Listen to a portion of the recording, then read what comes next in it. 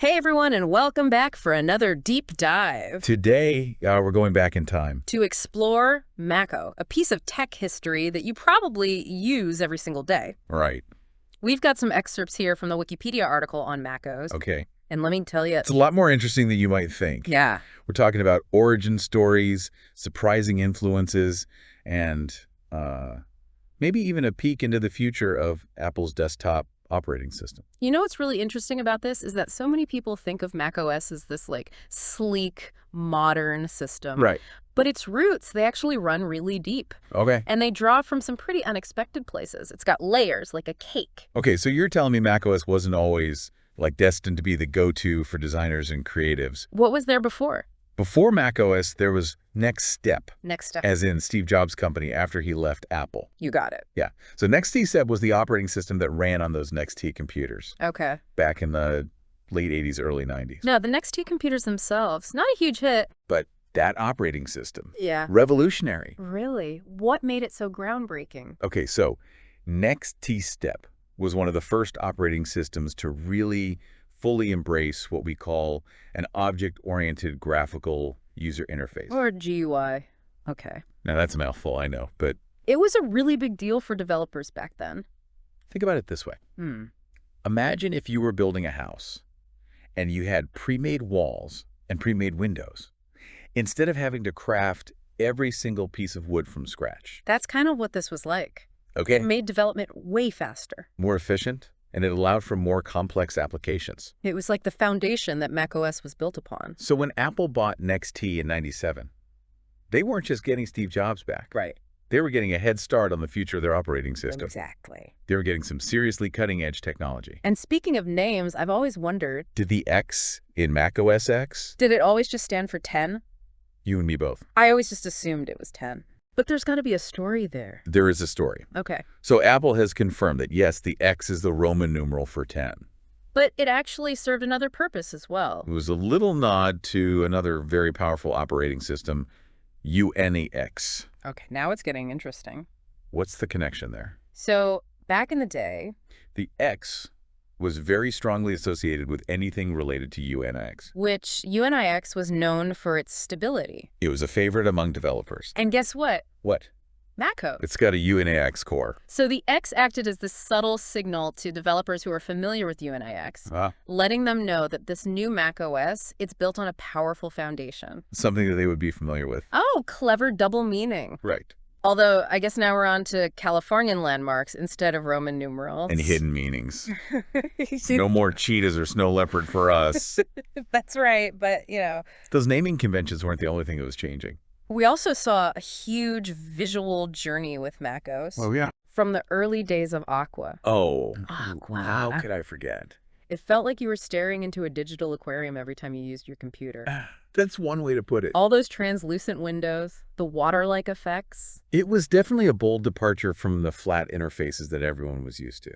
Yeah, and people seemed to either love it or absolutely hate it. You're not wrong. But just like fashion, tech design, it goes through phases. Okay. Remember how Apple moved away from the skeuomorphic design of iOS 6 to a flatter, more modern look? Vaguely, what exactly is skeuomorphism again? So it's basically when digital interfaces try to mimic real-world objects. Think back to the early days of iOS and macOS. Apps like Notes would look like a physical notepad. Oh. Or the calendar app was trying to resemble like a letter-bound date planner. Oh, right. Like the brushed metal look of early iTunes? Yes. Or the faux leather stitching in iCo? Exactly, it was everywhere. It was. And this design trend, it made its way to macOS too. Remember how iTunes used to look like a jukebox? Now that you mention it, it totally did. So they were trying to bridge the gap between the physical and the digital world. Yeah. Make it feel familiar. Make it feel familiar, exactly. They wanted to create this kind of sense of continuity across their entire product line. Okay. So that, if users were already comfortable with the look and feel of iOS. We'd find macOS approachable too. Okay. But just like those translucent windows, skeuomorphism eventually went out of style, right? It did. Design trends evolved. And both iOS and macOS shifted towards a flatter, more minimalist aesthetic. Yeah. The calendar app, it lost its stitching. The Notes app became less, notepad-like. But the visual evolution of macOS wasn't the only change that was happening. Behind the scenes, Apple was actually tackling this massive technical challenge. You're talking about the switch from PowerPC to Intel processors, right? Yes, I remember that causing quite a stir in the tech world back in the day. absolutely. For years, Macs ran on PowerPC processors. But in 2006, Apple made this big decision. To switch to Intel. Okay. Now imagine you have this entire library of software, That's specifically designed to run on one processor architecture. and all of a sudden you need to make it work on a completely different one. Not an easy feat. Yeah, that sounds incredibly complicated. What did they do? That's where Rosetta comes in. Okay. It was a critical piece of software during that transition from PowerPC over to Intel. Rosetta. Yeah. Okay, that name rings a bell, but I can't quite place it. Refresh my memory. What did it do? Okay, so think of Rosetta like a language interpreter for your computer. Okay. It was this thing called a binary translation layer. That essentially allowed all of those older PowerPC applications to run on these new Intel-based Macs. It basically tricked the older apps into thinking they were still running on a PowerPC, which allowed for a much smoother transition for everyday users. That's incredibly clever. So it was like a bridge. Between those two very different worlds, Precisely. it allowed Apple to, fully embrace Intel. Without making tons of older software completely obsolete overnight. And was it successful? Surprisingly, yes. It wasn't completely perfect, and, Sometimes you took a little bit of a performance hit. when you were running those older apps through Rosetta. Right. But it was a necessary stopgap. Okay. It bought developers time to update their apps for Intel While letting users upgrade to those latest Macs. without having to just completely abandon all their favorite software. It really speaks to Apple's dedication to making those transitions as painless as possible for its users. But speaking of transitions, Let's talk about another major shift that really impacted macOS.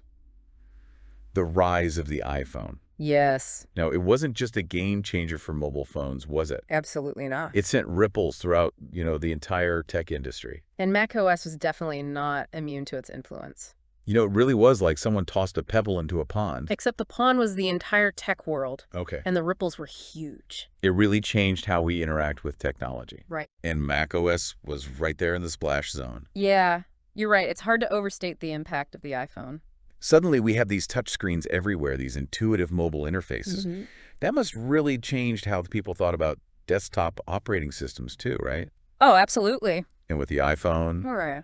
and iOS, Came the rise of skeuomorphism. the skeuomorphism, right? That's when digital interfaces try to mimic real-world objects, Did like you those find- early podcasting apps. that looked like old school microphones. Exactly. It was all about making the digital feel really familiar Okay. and approachable. So, remember how in macOS, the Notes app, Used to look like a real notepad. complete with that kind of yellowed paper background? Oh, wow. I totally forgot about that. It's funny how quickly those design trends come and go, Right. but it makes sense. I mean, Apple was trying to create this consistent experience Right. across their devices. Right. So That that was the one, whole ideal. they wanted people to feel comfortable. Yeah. Whether they were on the touch screen of their iPhone. Or they were, using a mouse and keyboard on their Mac. Okay. The idea But was... if people were already used to this skeuomorphic design language of iOS, Right. they'd find macOS, easier to use. More intuitive.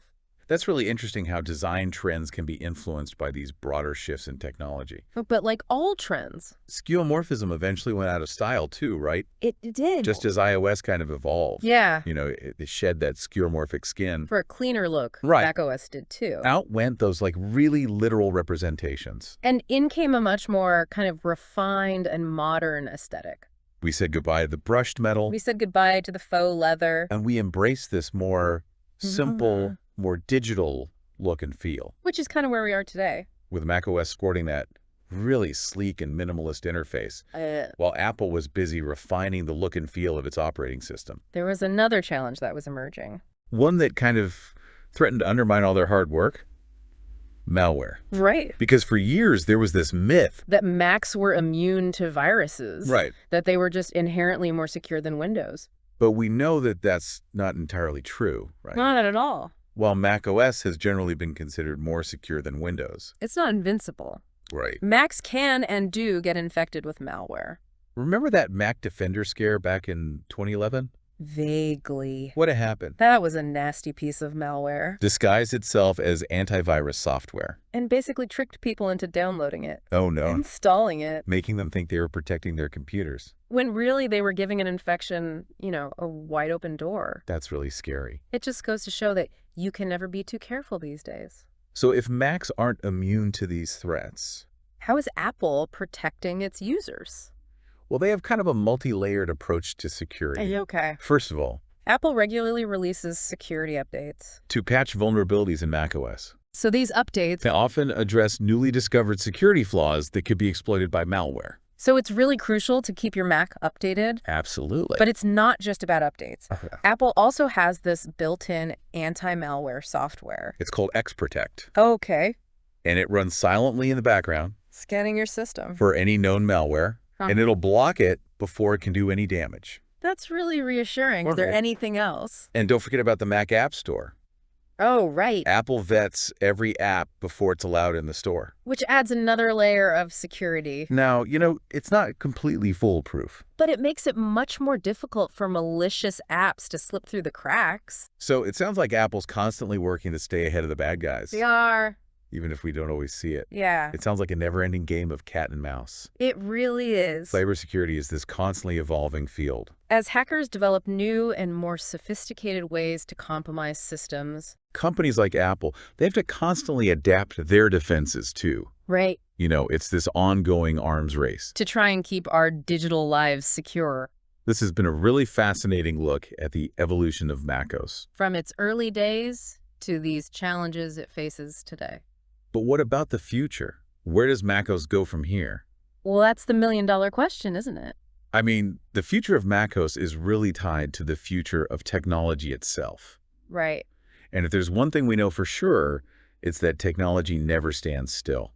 It's pretty amazing to think about how much technology has changed even just in the lifespan of macOS. Where do you think the next chapter is headed for Apple's desktop operating system? Well, it's always tough to predict the future. Right. But if we look at where things are going, some of the moves Apple's been making, right, we can make some educated guesses. One of the things that comes to mind is this. Increasing convergence of desktop and mobile operating systems. Yeah, the lines are definitely blurring. Look at things like handoff and universal control. Right. And then these amazing M-series chips. Yeah.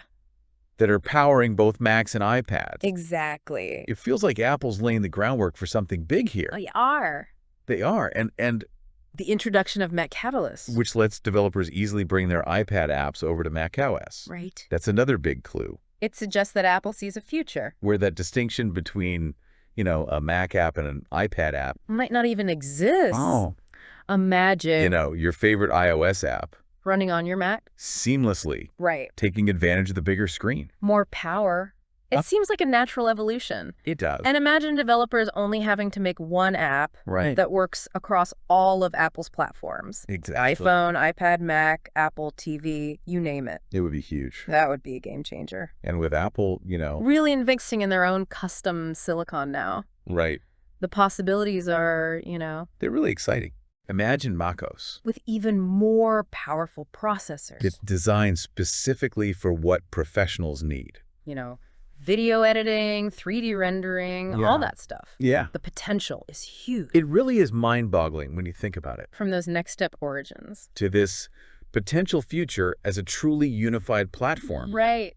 macOS has really come a long way. It has. And don't forget about the visual evolution. Right. We talked about that earlier. Who knows what design trends are going to shape how macOS looks and feels. In the years to come, we saw skeuomorphism give way to flat design. Well, what's next?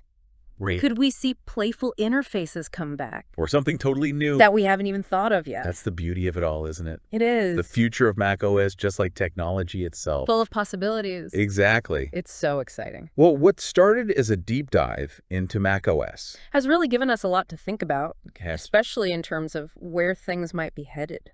It really has. So for everyone listening, we hope you enjoyed this little trip down memory lane. But more importantly, we hope it's made you a little more curious about the future of technology. Absolutely. That wraps up our deep dive into the world of macOS.